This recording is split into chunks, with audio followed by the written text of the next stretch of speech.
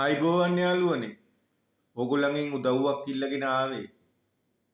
මං ගැන සානුකම්පිතව හිතලා පුළුවන් නම් මට උදව්වක් කරන්න.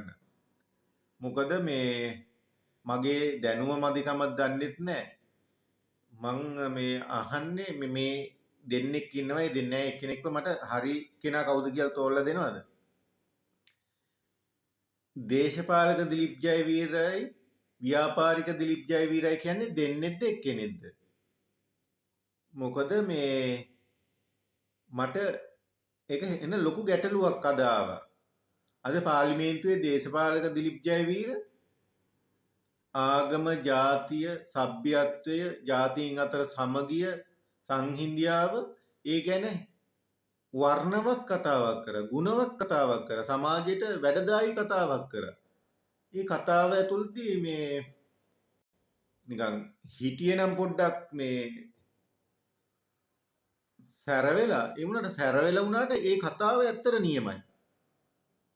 ඒ දිලිප් ජයවීර මන්ත්‍රීතුමාට කවුරු හරි ආණ්ඩු පක්ෂයේ කවුරු හරි මොන හරි කිව්වොත් දන්නේ නැහැ.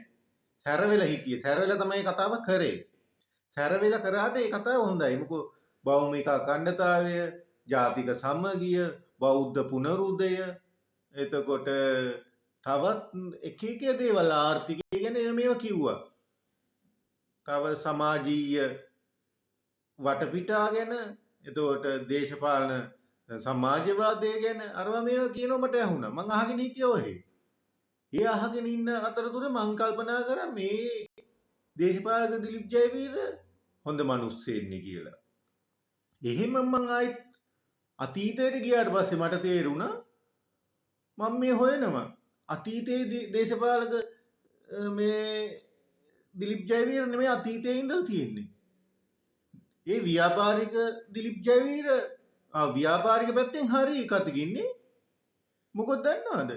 අර මේ බුදුහාමුදුරන් ගිහි ගෙයි අතාරින්න ඉස්සෙල්ලා ජීවිතය ගෙවන කාලෙදි සිදුහත් කුමාරයා වශයෙන් ඉන්න කාලෙදි මම වීඩියෝ එකක් අහලා දිනවා එයාගේ කටින්ම ඒ දේශපාලක දිලිප් ජයවීර නෙමෙයි ව්‍යාපාරික දිලිප් ජයවීර අසෝබන විදිහට බුදුහාමුදුර විවේචනය කරනවා. සිදුහත් කුමාරයා විවේචනය කරනවා. මට අන්දමන්ද ගැටලු ටිකක් ආවේ.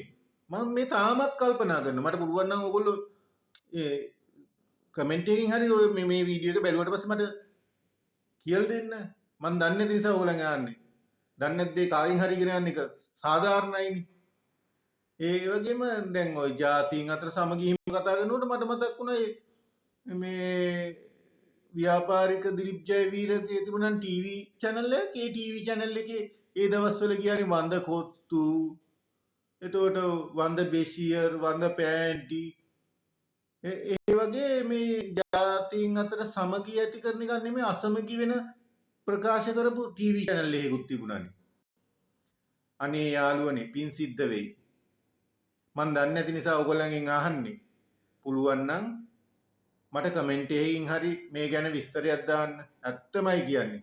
මම ඇත්තටම දන්නේ නැහැ. දන්නවා නම් මෙච්චර මම මේ දත කන්නෙත් නැහැ. එහෙනම් මම හොයාගන්නමනේ. මට හොයාගන්න බෑ මගේ මොලේ අවුල් වෙලාද කියලා දැන් මම මේ කල්පනා කරන්නේ. දේශපාලක දිලිප් ජයවීර ඇත්තටම හොඳයි. දේශපාලනේ පැත්තෙන්. ව්‍යාපාරික දිලිප් ජයවීර ව්‍යාපාරිකයෙක් වශයෙන් තමන් මොනා කළා හරි සල්ලි හම්බ කරන්න ඕනේ. තව ඔය ඒ දවස්වල මොනවාද ඉන්ජෙක්ෂන් වගේකුත් ගෙනහල්ලා අර කොරෝනා දවස්වල ඒ වගේ මොනවාද කරලා එක එක පටලැවිලි තියෙනවනේ. නෑ ඒක ව්‍යාපාරිකයෙක් වශයෙන් මම ඒකත් හරි කියනවා. දැන් මම හොයන්නේ ඒකයි. දැන් දේශපාලක දිලිප් ජයවීර ගැන ඔයගොල්ලෝ දන්නවනම් මට කියන්න. ව්‍යාපාරික දිලිප් ජයවීර ගැන දන්නවනම් ඒත් මට කියන්න. ඒතකොට මට දෙන්නේ මේ දෙන්න කවුද කියලා මට හොයාගන්න පුළුවන්. ඒතකොට මගේ ඔළුව නිදහස් කරගන්න පුළුවන් නේ. එහෙනම් අදට ගිහිල්ලා එන්න.